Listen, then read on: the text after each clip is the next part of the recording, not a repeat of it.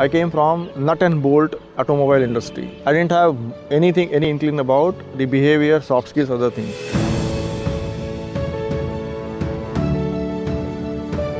My name is Dinesh Bhrushundi and I've been working at Delhi International Airport Limited from 2008 October.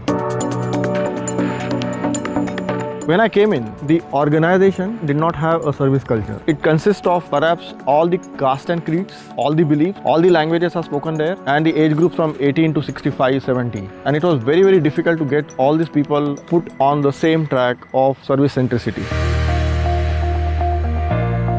The Centum had gone across doing a diagnostics into the airport. What the team used to do is to go benchmark at the other airport, what are the best practices. And against these best practices, where do we stand? Whatever the gaps were there, there would be again some discussions, brainstorming and agreed methodology to take this further. We thought about a vision alignment program that was initiated from Centum.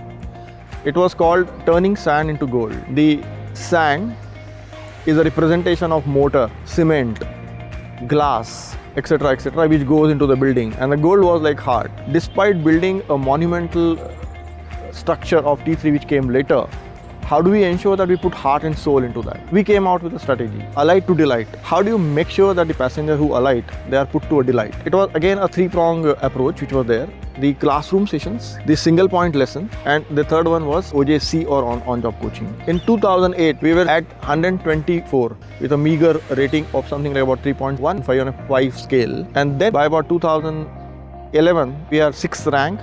The scores were about 4.73 and steadily they increased. They are now near 5 scores.